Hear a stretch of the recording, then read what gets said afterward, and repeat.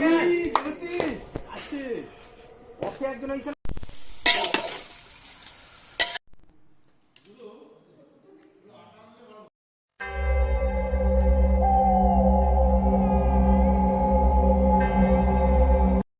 Friend, welcome to new blog. ঠান্ডা পড়েই গেল, পিকনিক হবে না এটাই হতে পারে।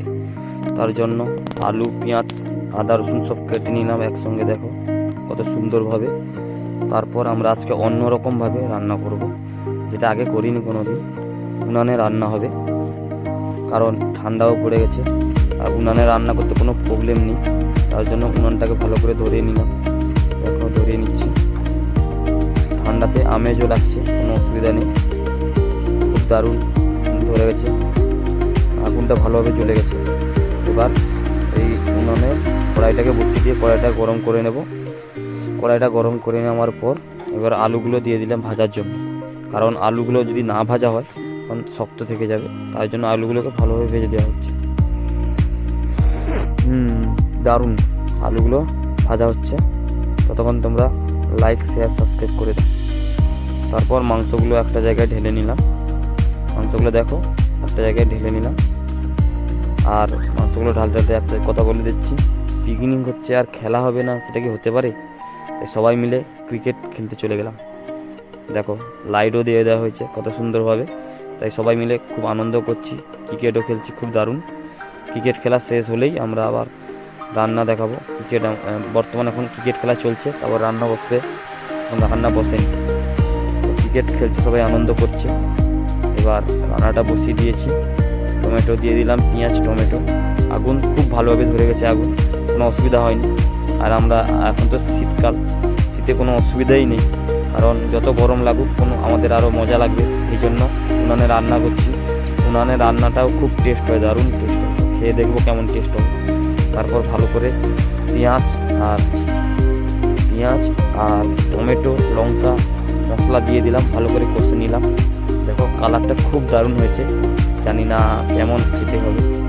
এবার চিকেনটাকে দিয়ে দিলাম, চিকেনটা দিয়ে ভালোভাবে কষে নিচ্ছি।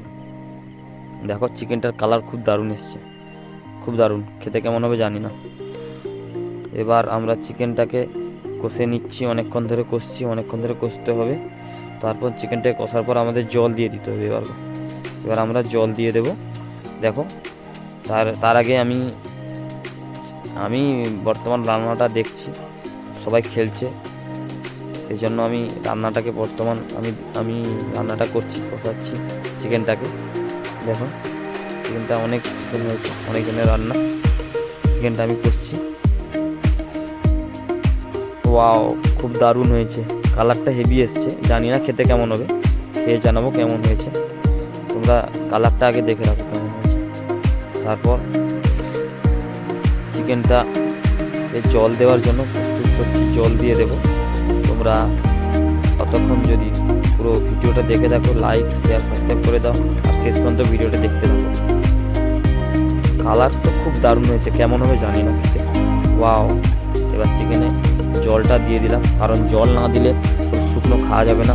কারণ আমাদের মেনুতে আছে চিকেন কষা আর বাটার নান। তো চিকেন কষা আমাদের মনে হচ্ছে রেডি হয়ে গেছে। এবার আমরা খাওয়ার জন্য প্রস্তুত হব। তো দেখো আমরা সবাই খেতে বসে গেছি। থালাতে পেঁয়াজ, শসা সব রেখে দিয়েছি, এবার আমরা খাবো। সবাই বসে গেছে। দেখো চিকেনের কালারটা খুব দারুণ হয়েছে, আর নানও রেখেছি, দেখো সাথে নান আছে। সবাই খেতে বসে গেছে, চিকেনের কালারটা খুব দারুণ হয়েছে। ওয়াও, আমরা এক্ষুনি খাবো, খেয়ে দেখবো কেমন টেস্ট হয়েছে।